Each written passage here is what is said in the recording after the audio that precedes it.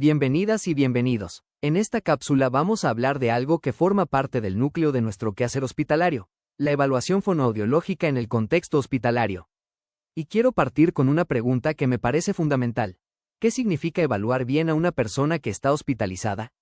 No es lo mismo que evaluar en consulta. El entorno cambia, la persona cambia, y nosotras también tenemos que cambiar nuestra mirada.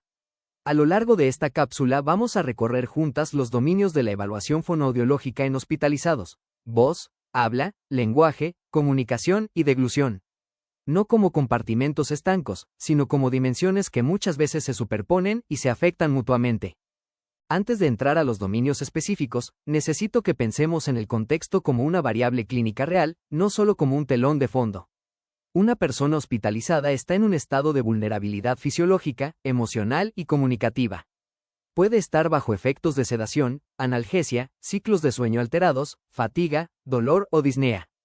Todo eso afecta su rendimiento en la evaluación. La Organización Mundial de la Salud, en su Clasificación Internacional del Funcionamiento, la Discapacidad y la Salud, la CIF, nos ofrece un marco que ya en 2001 nos invitaba a considerar los factores contextuales como determinantes del funcionamiento. En hospitalización, eso no es opcional, es imprescindible. Organización Mundial de la Salud, OMS, 2001. Entonces, lo primero que debo hacer al llegar a la unidad de un paciente no es sacar mis instrumentos, sino observar. ¿Está alerta? ¿Está en posición adecuada? ¿Hay dolor activo? ¿Tiene vía venosa, sondas, dispositivos? ¿Hay familiares presentes que puedan aportar información? Eso no es tiempo perdido. Es evaluación. Evaluación de la voz en hospitalización. La voz es muchas veces el primer indicador clínico que captamos al entrar a la habitación. Una voz débil, soplada, tensa o entrecortada nos habla antes de que el paciente haya dicho una sola palabra con intención comunicativa.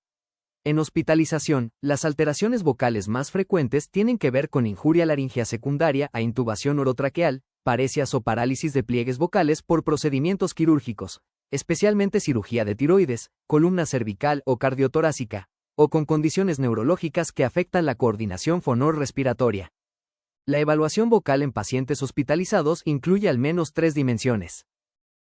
Primero, la evaluación perceptual. Usamos escalas como la GRBAS o la CAPEV, que nos permiten sistematizar lo que escuchamos. Segundo, la evaluación funcional. ¿Puede el paciente producir voz con suficiente intensidad para comunicarse?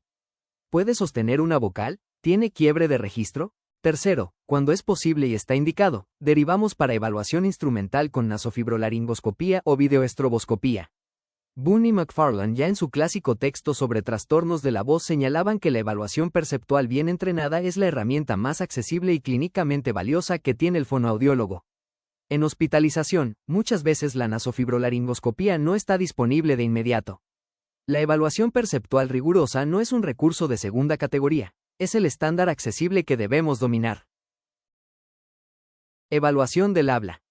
Cuando hablo de habla me refiero a los procesos motores de la producción del lenguaje: articulación, respiración, resonancia, prosodia y fonación. En hospitalización, lo que vemos con más frecuencia son las disartrias. Las disartrias son trastornos neuromotores del habla que resultan de daño en el sistema nervioso central o periférico. Duffy, en su texto referente sobre Motor Speech Disorders, describe 6 tipos de disartria según la localización de la lesión, y cada tipo tiene un perfil perceptual característico. Duffy, 2019. En hospitalización, lo que vemos con más frecuencia son las disartrias. Las disartrias son trastornos neuromotores del habla que resultan de daño en el sistema nervioso central o periférico. Duffy, en su texto referente sobre Motor Speech Disorders, describe 6 tipos de disartria según la localización de la lesión, y cada tipo tiene un perfil perceptual característico. Duffy, 2019. En la unidad del paciente, la evaluación del habla incluye tareas como diadococinesias, repetición de palabras y frases, lectura en voz alta si el paciente puede, y conversación espontánea. Observamos velocidad del habla, precisión articulatoria, patrones de entonación y capacidad de hacerse entender. También podemos encontrar apraxia del habla, especialmente en lesiones del hemisferio izquierdo. La apraxia se diferencia de la disartria porque el déficit es de planificación motora, no de ejecución muscular. Y esa distinción es clínicamente relevante porque cambia el enfoque terapéutico. Entonces, ¿cómo diferenciamos apraxia de disartria en pacientes hospitalizados? Hay características que nos orientan bien. En la apraxia del habla, lo que vemos es inconsistencia. el mismo sonido o palabra se produce de maneras distintas en intentos sucesivos. El paciente puede cometer un error y darse cuenta, e intentar corregirlo, a veces con más errores, lo que llamamos conductas de tanteo. Los errores son predominantemente sustituciones y distorsiones de sonidos, no debilidad ni imprecisión generalizada. Y muchas veces el paciente tiene mejor rendimiento en habla automática, como contar o decir su nombre, que en habla propositiva. Por ejemplo, quiero decir, paloma, paloma. En la disartria, en cambio, los errores son más consistentes. La musculatura está débil, espástica, atáxica o con movimientos involuntarios, y eso produce un patrón de habla predecible según el tipo de disartria. No hay conducta de búsqueda ni autocorrección, porque el problema no está en el plan motor sino en la ejecución. La persona no sabe que va a cometer el error antes de que ocurra. Duffy propone una tabla de características diferenciales que es muy útil en la clínica. La presencia de inconsistencia articulatoria, conductas de tanteo, mejor rendimiento automático que propositivo, y errores predominantemente en consonantes complejas o en posición inicial de palabras largas, orientan hacia apraxia. Duffy, 2019. La presencia de debilidad muscular, reflejos alterados, voz soplada o hipernasal continua, y patrón de error consistente, orientan hacia disartria. En la práctica hospitalaria, ambos cuadros pueden coexistir. Un paciente con ACV amplio del hemisferio izquierdo puede tener apraxia del habla y también algún grado de disartria por compromiso de vías piramidales. Ahí la evaluación clínica cuidadosa, y si es posible, la derivación para evaluación especializada, es fundamental para no perder matices que van a cambiar el plan terapéutico. Evaluación del lenguaje. El lenguaje es la dimensión más compleja y también la más sensible a las condiciones del entorno hospitalario. La fatiga cognitiva, la medicación, el dolor y la privación de sueño pueden afectar el rendimiento lingüístico de cualquier persona, no solo de quienes tienen daño cerebral. En hospitalización evaluamos lenguaje cuando existe sospecha de afasia, que es el déficit adquirido del lenguaje por lesión cerebral o en casos de alteraciones del lenguaje en contextos de deterioro cognitivo. Para la evaluación de afasia en adultos, contamos con instrumentos como el test de Boston para el diagnóstico de la afasia, adaptado al español, o con instrumentos de screening como el PLEPAF, ambos en su versión completa o mini. En hospitalización muchas veces usamos aproximaciones breves y sensibles al estado del paciente, Goodglass et al. 2005. La evaluación del lenguaje se organiza en torno a dos grandes ejes, comprensión y expresión. Y dentro de cada uno hay una jerarquía clínica que nos permite avanzar según el estado del paciente. En comprensión, comenzamos siempre por lo más simple, órdenes de un elemento, como cierre los ojos o abra la boca. Si el paciente responde, escalamos a órdenes de 2 y 3 elementos, y luego a preguntas de sí y no. Aquí hay un detalle que parece menor pero no lo es, las preguntas de sí no deben incluir tanto preguntas biográficas, ¿se llama usted? Como preguntas absurdas, ¿el sol sale de noche? Las absurdas nos permiten descartar respuestas al azar o perseveración en una sola respuesta. Si el paciente está en condiciones, evaluamos también comprensión de oraciones más complejas, con sintaxis reversible o preposiciones, y comprensión lectora básica mediante emparejamiento de palabra escrita con objeto o imagen. En expresión, el primer elemento que observamos es el habla espontánea. El paciente habla en palabras aisladas, en frases o en oraciones completas. Es fluido, más de 50 palabras por minuto o no fluido, lento, con esfuerzo evidente. Esa distinción entre afasia fluida y no fluida ya nos da una orientación topográfica importante. Dentro del habla espontánea, prestamos atención a varios fenómenos. La anomia, que es esa dificultad para encontrar la palabra que se manifiesta como pausas largas, circunloquios o intentos fallidos de denominación. Las parafasias fonémicas, donde el paciente sustituye un sonido por otro, como decir, pesa en lugar de mesa. Las parafasias semánticas, donde sustituye una palabra por otra relacionada en significado, como decir, silla en vez de mesa. Los neologismos, que son emisiones sin forma léxica reconocible. Y el agramatismo, que es la omisión de palabras función, verbos o morfemas gramaticales, produciendo un habla telegráfica. También registramos las perseveraciones, que son repeticiones involuntarias de una respuesta anterior que el paciente no logra inhibir. Evaluamos además la denominación por confrontación visual, mostramos un objeto o imagen y pedimos el nombre y la repetición de palabras, frases y pseudopalabras. La repetición de pseudopalabras, en particular, nos permite evaluar el procesamiento fonológico de manera bastante pura, sin el apoyo del significado. Y si el estado del paciente lo permite, exploramos también lectura y escritura. Para el trabajo en pacientes hospitalizados, la jerarquía práctica en la mayoría de casos es esta. Primero, comprensión de órdenes simples y preguntas de sí, no, porque eso nos dice si el paciente puede colaborar con el equipo de salud. Segundo, habla espontánea y denominación básica, que nos da el perfil expresivo más rápido. Tercero, repetición, que nos ayuda a afinar la clasificación del tipo de afasia. Y cuarto, lectura y escritura, que amplían el perfil cuando el estado lo permite y que son fundamentales para orientar la implementación de CAA. Todo esto nos lleva a determinar cuál es el modo de comunicación más funcional para esta persona en este momento. Y esa respuesta es la que va a guiar tanto nuestro plan terapéutico como las recomendaciones que entregamos al equipo. Y eso nos lleva directo al siguiente punto. Evaluación de la comunicación funcional. La comunicación funcional va más allá del lenguaje. Es la capacidad real de una persona para participar en intercambios comunicativos cotidianos. Decir que tiene dolor, pedir agua, reconocer a un familiar, entender qué va a pasar en la siguiente hora. En hospitalización, la comunicación funcional es una necesidad de seguridad clínica. Un paciente que no puede comunicar sus síntomas está en riesgo. Un paciente que no entiende lo que le dicen los profesionales de salud no puede dar consentimiento informado ni participar en su propio cuidado.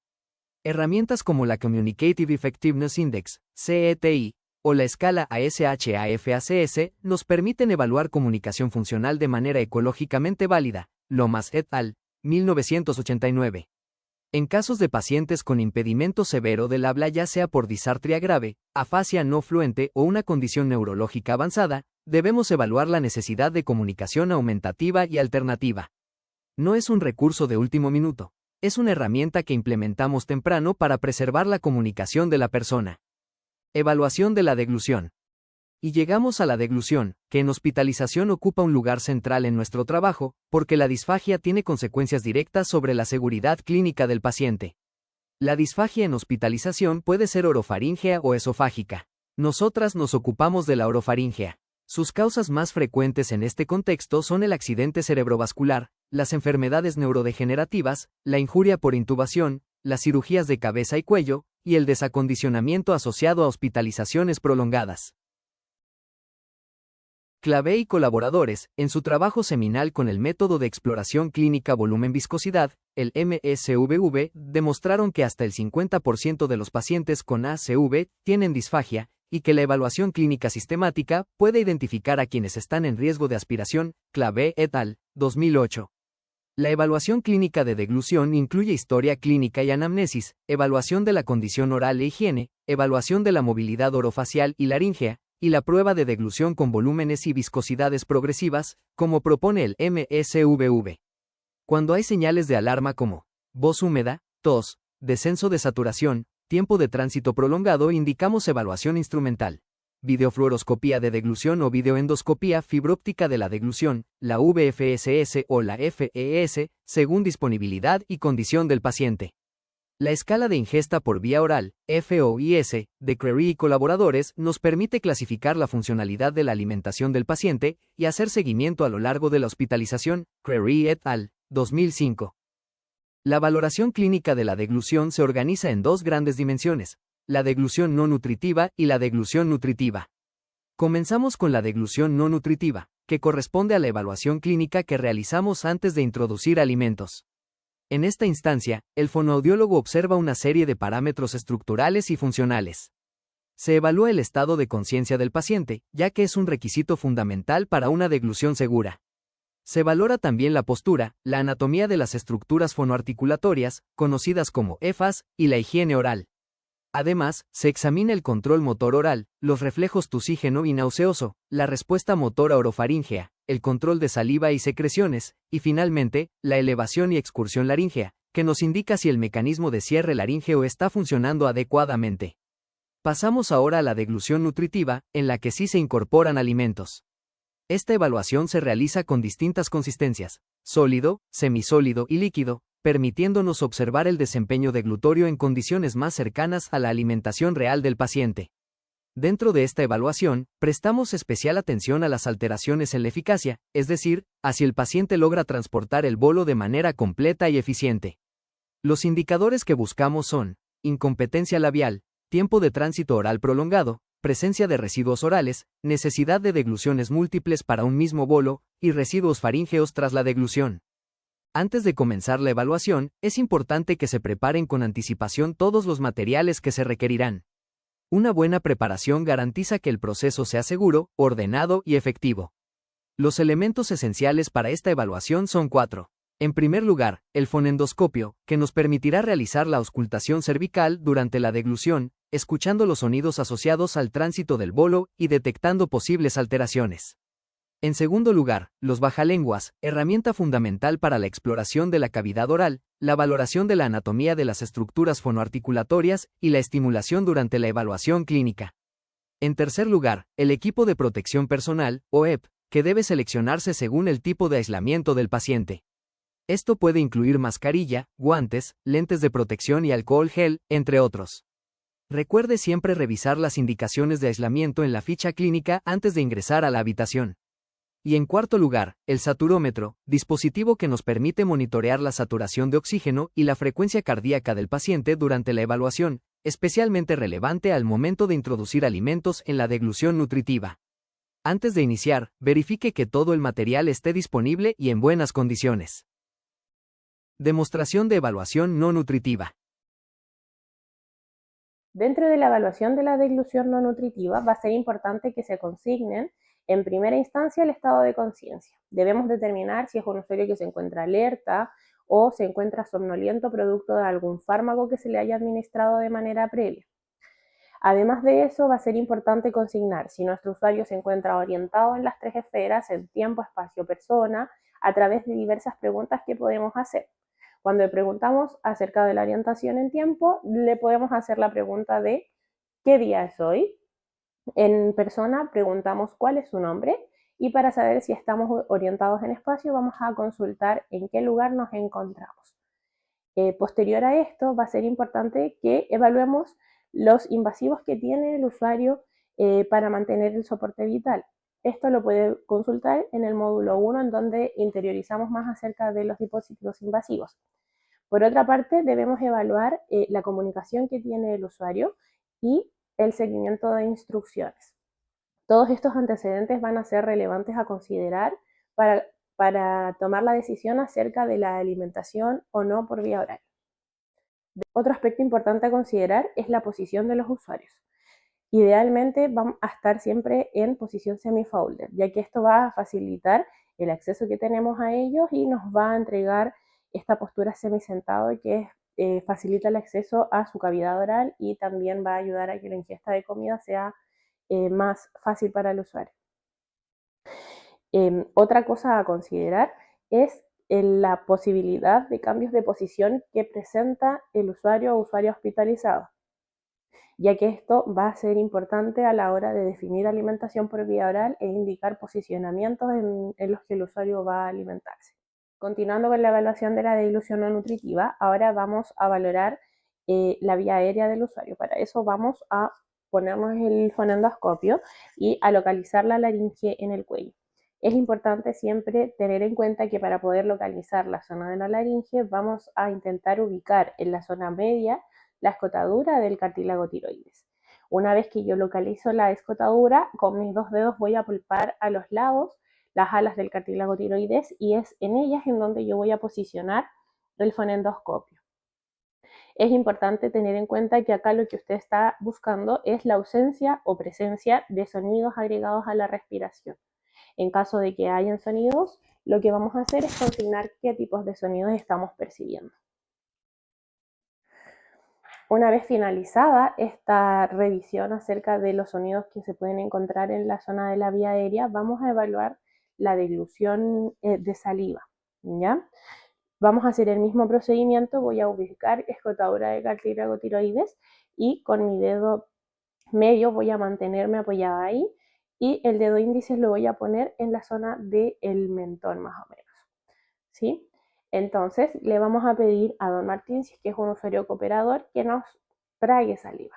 Entonces, don Martín trague saliva y vamos a valorar la movilización que tiene la laringe.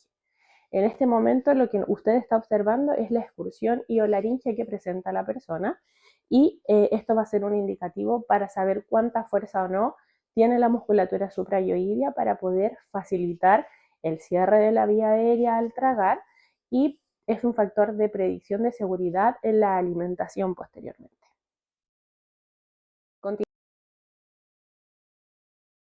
Continuando con la evaluación de la deglución no nutritiva, es importante que analicemos cómo se encuentra el estado de la cavidad oral del usuario. En este caso, es importante siempre observar la higiene oral previo a evaluaciones que involucren alimentos. Para esto, vamos a solicitar al usuario que abra su boca y con un bajalenguas nos podemos ayudar para visualizar que no exista ningún tipo de suciedad ni placas blanquecinas en zona de lengua o paladar. Dentro de la evaluación de EFAS es importante también consignar cómo es la hidratación que percibe uno dentro de la cavidad oral. Si es que los labios, las mucosas se encuentran hidratadas o si es que en consecuencia vemos mucha sequedad, grietas en la zona de los labios, una lengua que se ve con una superficie irregular, mejillas muy secas, ya que esto va a apoyar al disconfort del usuario. Por lo tanto, es importante que lo consideremos y lo podamos abordar de manera posterior. En anatomía de estructuras fonoarticulatorias vamos a evaluar función y anatomía. Por lo tanto, vamos a ver cómo se encuentran dispuestos los labios, cómo es el cierre, el movimiento que tenemos de él, la lengua en términos de movilidad, en términos de estructura, si es que se encuentra indemne con alguna alteración. También es importante consignar velo del paladar, si es que éste se activa o no se activa. Y las piezas dentales también van a ser un punto importante dentro de la cavidad oral. Acá es muy importante tener en consideración si es que consignamos que es un usuario que tiene ausencia de piezas dentales en la cavidad oral, tener en cuenta cuáles son las piezas dentales y cuál va a ser su función dentro del proceso de la alimentación y también tener en cuenta si es que usa algún tipo de prótesis dental, si es que esta todavía se ajusta, si es que está disponible en la unidad, porque estamos pensando en prepararnos para una evaluación con alimento, por lo tanto ahí va a ser muy importante y esa información usted la maneje. Dentro de esta evaluación de la deglución no nutritiva vamos a tener en cuenta el control motor oral. Para esto podríamos solicitar al usuario, por ejemplo, que abra, cierre la boca, movilice la lengua hacia arriba, hacia abajo, hacia los lados. Es importante tener en cuenta que para esto existen protocolos que son estandarizados, los cuales usted puede encontrar en la carpeta de recursos bibliográficos de este mismo módulo, pero estamos pensando en un usuario que se encuentra en unidades en donde no podemos ingresar aquellos documentos, entonces esto tiene que tenerlo en consideración. Evaluación de la deglución nutritiva. Continuando con la evaluación de la deglución, ahora nos vamos a ir a la parte nutritiva. Eso quiere decir que vamos a valorar cómo es el manejo del alimento dentro de la cavidad oral del usuario y el transporte hacia el esófago. Siempre se parte la evaluación con la consistencia de fácil manejo, que es la consistencia semisólida. En este caso tenemos una compota. Podría ser un yogurt, una compota de fruta. Tener en consideración que aquellas papillas que tienen una textura más fría van a tener o van a generar que el usuario tenga un mejor rendimiento frente a la evaluación debido a la mayor información sensorial que están entregando. Entonces, para realizar la evaluación de la deglución, vamos a considerar que tenemos que estar listos para poder ocultar el paso del alimento. Entonces, me voy a posicionar con fonendoscopio y voy a tomar una porción de tamaño pequeño, más o menos una cucharadita rasa, y lo voy a introducir dentro de la cavidad oral del usuario. Para entregar el alimento, entonces, nos vamos a posicionar en la zona de cuello y vamos a entregar al usuario la cucharada de papilla. Cuando usted esté lista, trae. Debemos valorar el barrido de cuchara y además cuánto tiempo el usuario está procesando el alimento dentro de la boca. Perfecto. Una vez que el alimento pasa hacia la zona del estómago, nosotras vamos a consignar si es que hay sonidos agregados en la vía aérea, si posterior a la deglución hubo algún sonido. Otra cosa importante a considerar es que posterior a entregar el alimento, yo le voy a pedir al usuario que haga alguna vocalización. Por favor, emita una A continua. Ah, Muchas gracias. Entonces, debemos consignar si en este momento hubo algún cambio en la voz a lo considerado previo a la evaluación de la deglución, lo cual nos estaría indicando que el alimento pudo pasar a la zona de los pliegues vocales y no generar reflejo tusígeno. Otra cosa a tener en consideración es que si yo entrego la papilla y automáticamente hay un reflejo de tos, tengo que tener precaución, ya que esto podría ser un indicativo de que el alimento pasó a la vía aérea. Continuando con la evaluación de la dilución nutritiva, vamos a pasar a consistencia sólida. Tener en cuenta que estos son alimentos salados o dulces que requieren del proceso de masticación de manera previa. Para eso usted va a dar un bocado de tamaño pequeño a su usuario, quien le va a indicar que lo mastique y que cuando esté listo trague. Entonces, por favor, mastique y cuando usted esté lista trague. Nosotros nos posicionamos en cuello y observamos cómo es el estado de la masticación, cuál es el patrón masticatorio que presenta nuestra usuaria y cuando trague vamos a percibir los sonidos que se pueden apreciar. Perfecto. Muy bien. Una vez que ya finalizamos con este proceso de tragar, le vamos a solicitar que emita una vocalización. Por favor, dígame su nombre. Catalina. Perfecto, muchas gracias. Estos cambios que pueden existir en la voz no son indicativos de lo mismo que hemos estado escuchando. Algo importante a tener en cuenta que pasa con esta consistencia y no lo evaluamos con la papilla, es que tenemos que percibir si es que existe paso de alimento hacia la vía aérea durante la masticación, es decir, si hay algún escape que sea de tipo accidental. Continuando con la evaluación de la dilución nutritiva, vamos a ir con consistencia líquida, en este caso es un líquido claro que es el agua. Para eso vamos a evaluar con 5 y 10 ml. En primera instancia vamos a tomar 5 ml que se van a introducir a la cavidad oral del paciente, apuntando siempre hacia la zona de piso de boca. El apuntar la jeringa hacia la zona posterior podría hacer que exista un escape accidental y que por lo tanto el usuario presente tos o algún tipo de aspiración a causa del direccionamiento de la jeringa y no como tal por su desempeño. Entonces nos vamos a posicionar en la zona de cuello y le vamos a pedir al usuario que abra la boca. Por favor, abra. Las vamos a entregar de manera lenta. Cuando esté lista, trague. Perfecto. Una vez que su usuario tragó, le va a pedir que emita una A sostenida. Y en este momento valoremos si hubo algún cambio en la voz. Lo que debería pesquisar si es que hubo paso del líquido hacia la vía aérea es voz húmeda o algún tipo de cambio. En este caso, eso no estuvo presente. Tener en cuenta además que con el fonoendoscopio estamos percibiendo si es que hay algún sonido agregado a la dilución. Como en este caso no hubo ninguna reacción ni sonido agregado y la fonación se mantuvo sostenida posterior a la dilución, vamos a ir con 10 ml. Siempre nos preparamos de manera previa posicionando el fonoendoscopio. Ahora le voy a entregar más líquido. Por favor, abra la boca.